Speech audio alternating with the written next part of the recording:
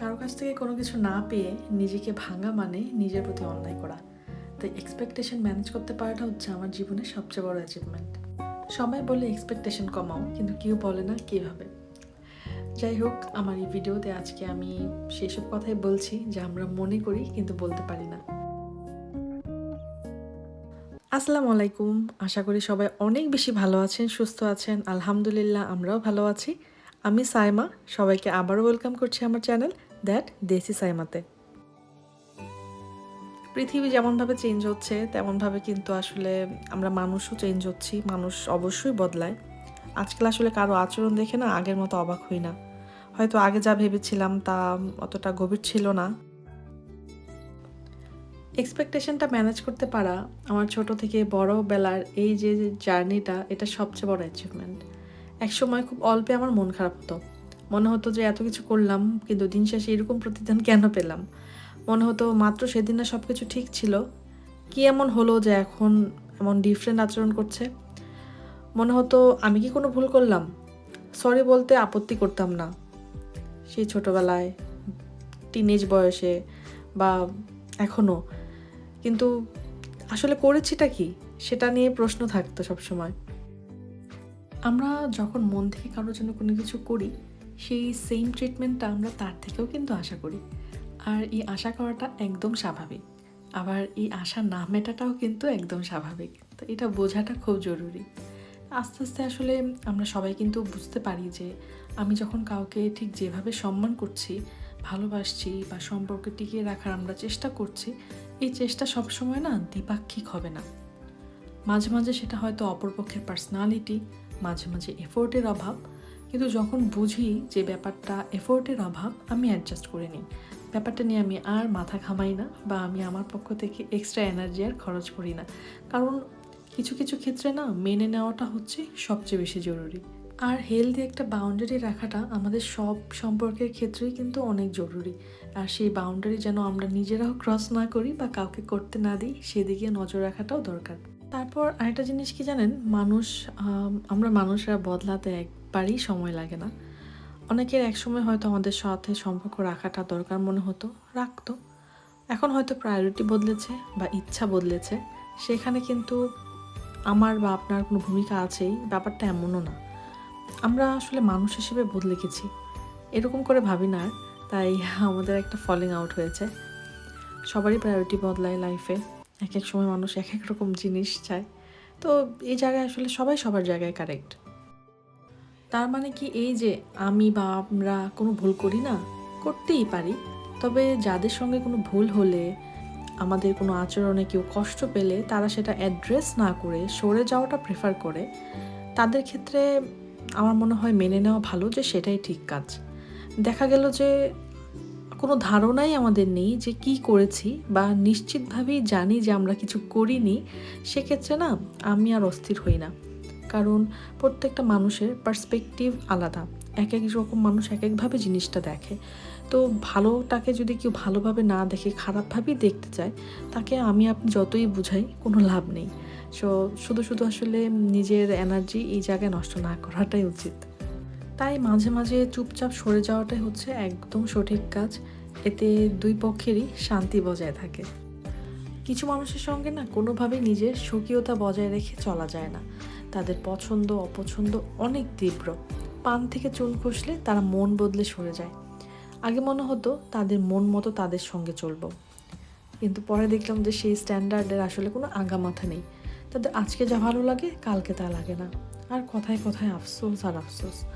কৃতজ্ঞতা বোধ বলতে যে কিছু শব্দ আছে, এটা তাদের ডিকশনারিতেই নেই। তাদের থেকে শিখলাম যে আমাকে আমি হিসেবে যাদের পছন্দ না, তাদের সঙ্গে বেশি দূর যাওয়া যায় না।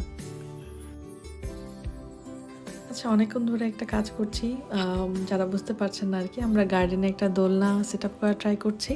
অলরেডি তো আমাদের স্প্রিং চলছে, বসন্তকাল আর কি। আগামী মাস থেকে, জুন থেকে সামার শুরু হয়ে যাবে। আর এই 2-3টা মাসে আমরা একটু সূর্যের আলো দেখি, ওয়েদারটা ভালো থাকে। শীতের পোশাক ঝেড়ে একদম আরামদায়ক পোশাক আশাক পরে একটু এনজয় করা যায়, বাইরে ঘোরাফেরা করাটা একটু কমফোর্টেবল হয় আর কি। তো চিন্তা করছি গার্ডেনে আমরা একটা সুন্দর করে একটা দোলনা দিই। এটা আমরা অ্যামাজন থেকে কিনেছি, বেশ ভালো ডিলই পেয়েছি। এখন তো সামারের অনেক সেল চলছে, আপনারা যারা ইউকে থাকেন তো তারা ট্রাই করতে পারেন দেখার জন্য। আমরা এটা অ্যামাজন থেকে নিয়েছি, যদি কারো ইচ্ছা হয় আমি চাইলে লিঙ্কটা ডিসক্রিপশন বক্সে দিয়ে রাখবো আর কি। এই তো, আর দোলনাটা কেমন হলো সব কিছু ইনশাল্লাহ পরের ভিডিওতে আপনারা অবশ্যই দেখতে পারবেন। এই তো নানা ধরনের কাজকর্ম থেকে আমরা কত কিছু শিখি। আর আমার এই এত বছরের জীবনে যতটুকুই বয়স হয়েছে অল্প অল্প করে অনেক কিছু শেখা, একটু একটু করে আসলে আমরা মানুষ চিনেছি। কিছু মানুষের হৃদয় দেখে তো আমি অবাক হয়ে ভেবেছি যে এমন মানুষও এই ধুলার পৃথিবীতে এখনও আছে।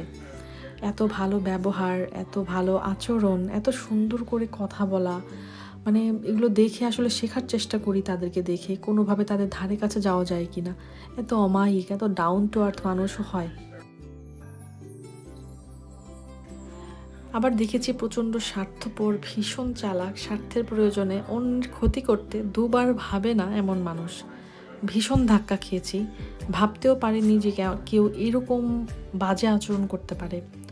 অনেকদিন লাগে আসলে এদের থেকে রিকভার করতে, কিন্তু তারপরও মনে হয় যে সবচেয়ে বেশি থ্যাঙ্কস এদেরই পাওনা।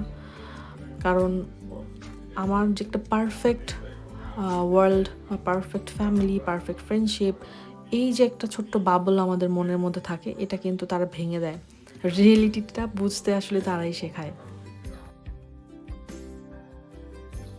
পৃথিবীটা স্বর্গ না, এটা আমরা সবাই জানি। এখানে সবাই আমার বেস্ট ইন্টারেস্ট ভেবে আমার সঙ্গে ডিল করবে না।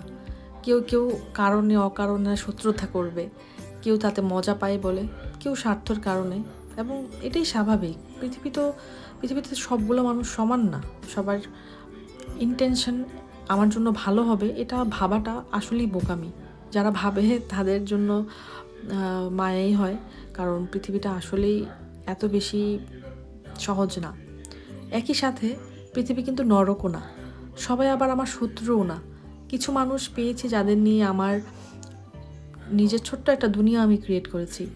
এরা আমার ইনার সার্কেল, আমার শুভাকাঙ্ক্ষী, আমার জন্য যাদের মায়া আছে, আদর আছে, আমি কেমন আছি তাতে যাদের আসলেই এসে যায়, আমি ওদেরকে জীবনের সুন্দরতম ব্লেসিং হিসেবে জানি। আর এই তালিকায় যে শুধু হাজব্যান্ড বা ওয়াইফ বা বাবা মা ভাই বোন থাকে তা না, এমন কিছু মানুষ থাকে যাদের আপনার প্রতি অনেক বেশি আদর থাকে, অনেক বেশি কেয়ার থাকে। একই সাথে এও কিন্তু জানি যে আমাদের কাছের মানুষদের কাছ থেকে যে আমরা কখনো হার্ট হব না, ব্যাপারটা কিন্তু তা না। কিন্তু এই বিশ্বাসটা দুপক্ষের কাছেই আছে যে সেটা কিন্তু কখনো ইচ্ছাকৃতভাবে হবে না। তাই কখনো কোনো কিছু নিয়ে মন খারাপ হলে আমি যেমন বলতে পারি, ওরাও কিন্তু পারে। কথা বললে কত কী যে সর্ট আউট করা যায় আমাদের কোনো ধারণাই নেই। বেশিরভাগ মানুষ আমরা কথা শুনি উত্তর দেওয়ার জন্য। বেশিরভাগ মানুষ আমরা প্রিজাম্পশনের বেসিসে অন্যকে চান্স দিতে চাই না, সহজ হিসাবে চিন্তা করি যে ব্যাপারটাকে এড়িয়ে চলতে। বলছিলাম আমার অ্যাচিভমেন্টের কথা। এই রিপ্লেস করে ফেলার দুনিয়ায়, মানুষকে ঠকিয়ে তার কাছ থেকে সুযোগ নিয়ে ফেলারই দুনিয়ায় আমার কিছু মানুষ আছে যারা আসলে সব কিছু টিকিয়ে রাখতে বিশ্বাসী। এই মানুষগুলোই আমার সবচেয়ে বড় অ্যাচিভমেন্ট।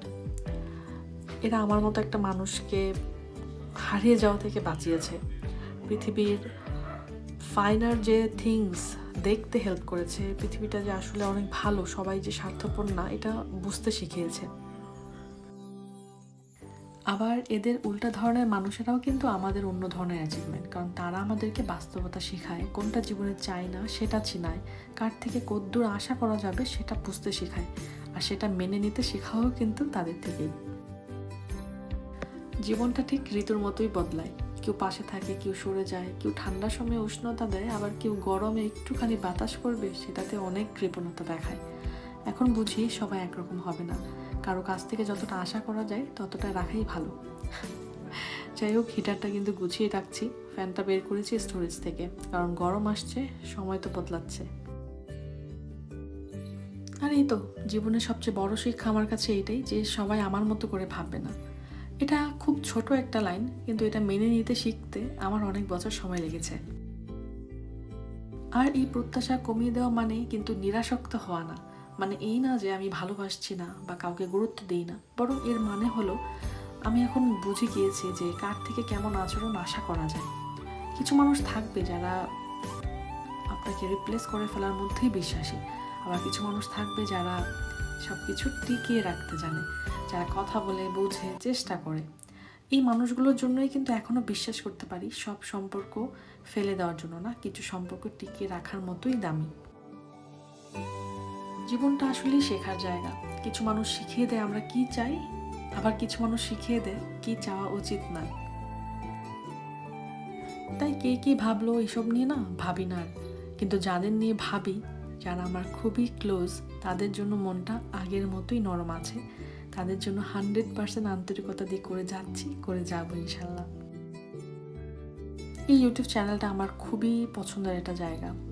আমি আমার চ্যানেলে এই কথাগুলোই বলতে চাচ্ছি, যা অনেক সময় আমরা অনুভব করি কিন্তু ঠিক ভাষা খুঁজে পাই না, যা অনেক সময় একা ভেবে ভুল ভাবি, অথচ শুনলে বুঝি আরে আমিও তো ঠিক এমনটাই ভাবি।